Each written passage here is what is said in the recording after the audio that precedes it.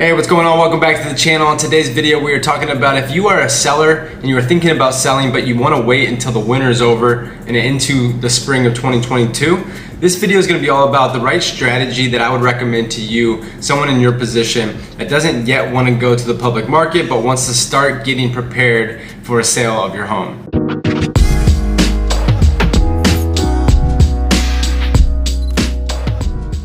If this is your first time on the channel, my name is Jordan Pyle. I'm a real estate agent downtown in the city of Chicago. I run a team called Pyle Residential. So if you have any questions regarding Chicago real estate, feel free to reach out down below in the description. I have a link to schedule a real estate strategy call, so feel free to click that link and I would love to connect to learn more about your real estate goals and how our team could potentially help you fulfill those. So without further ado, let's jump on into the video. But before doing so, if this is valuable to you today, please leave us a like, a comment down below, and hit the subscribe button before you go so that you can catch all of our future videos. All right, now into the video. So this time of year, it's currently mid-October, and I get a lot of people in my network reaching out to me that own properties that are thinking about selling in the springtime. And this means typically after the new year, whether that means beginning of January, mid-January, end of February, or even into April. A lot of people talk about the spring market and wanting to sell during that season, but they want to start getting prepared to do so in the winter months, which is kind of where we're heading into right now.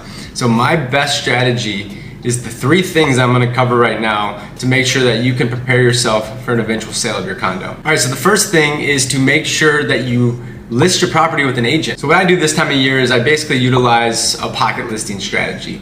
So for me to be able to legally start to market and kind of put feelers out on your property, I actually have to have a physical exclusive listing agreement in place with you. So I go ahead, for anybody that reaches out that knows they're eventually going to list with us, we just get their agreements out of the way up front. So then we can have legal access to market and have access to basically try to get some exposure and get some feelers out there for that listing as we're in November, December, January, and into the spring market. So that is the first thing, is making sure that you're linking up with the realtor that you're planning on using, or at least starting to interview agents, getting a plan in place so that that realtor can go to work on your behalf. A good realtor in this situation, they're gonna believe in the power of utilizing their network and their resources to potentially give you a scenario where they can find you a buyer before you ever even hit the public market, therefore saving you time and energy as well as convenience by eliciting a sale before it ever even hits the MLS. Obviously, this sometimes comes with various different situations where somebody might come in and maybe they're trying to lowball. At the end of the day, you don't have to take any of these offers, right? So the best thing about the strategy is, best case scenario, your agent can kind of tap into their network and their resources. 8 or 9 times out of 10, the buyer ends up having a buyer's agent. So somebody like myself that's very involved with our local association. I've been able to form basically a really strong interconnected group of other brokers. So when I have a listing and I'm trying to find a buyer, or vice versa, when I'm looking for listings for my buyers, a lot of times we're able to get deals done before things ever even actually hit the public market. So that's the first thing, and that's the best case scenario. Worst case scenario is we get a lot of really good feedback. We don't accrue any market time.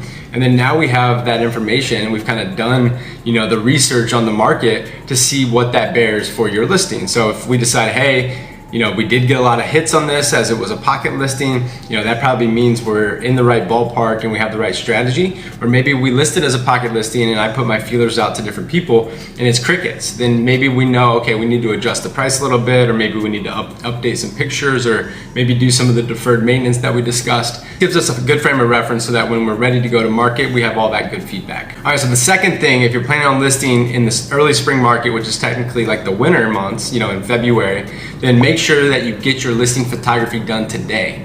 Preferably the whole house, right? Because even if you're taking interior photos, a lot of times if it's snowing outside, or if it's gloomy or gray weather, that does affect the light coming into the home, therefore affecting the photography. And I've talked about it in other videos and I'll say it here again, but your photography, your professional photography these days is so overlooked, and it's one of the most important things because 99.99% of people are starting their home searches online, and you get 2 to 3 clicks of a mouse for people to see your professional photography and decide to either move forward with that property and set up a showing, or to not. So get your photography done, at least your exterior photography, while it's still nice, and while you have, even during the fall might be a great time where you have some color with the trees, things like that, and really just to give yourself the best chance of having the best photos possible, because that is basically your advertisement to the internet and to the market. This is my home, here's the pictures to showcase my home. Okay, And the third strategy here, and this is one that you might not have expected, but this is going to be when you're talking about going to market in the spring, do all the things I just discussed with you, right? Hire your agent, get your listing agreement in place so that your agent has the rights to the pocket listing, get some good professional photography done before the winter. And then my last words of wisdom would be, and then list your property before you think you should list your property.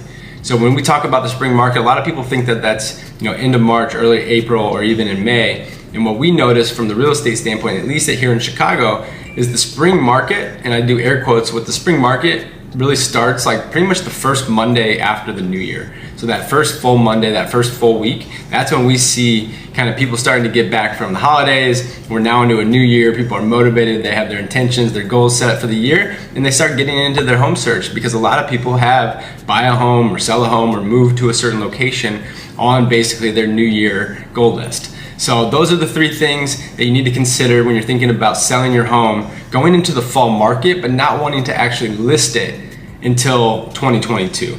So if these have been helpful, please do me a favor and leave a like on this video. Put a comment down below if you have any other questions about some different strategies or things that you could do at this time of year to get exposure for your home. And then definitely hit the subscribe button before you go so that you can catch all of our future videos. Thank you so much, and we'll see you on the next video.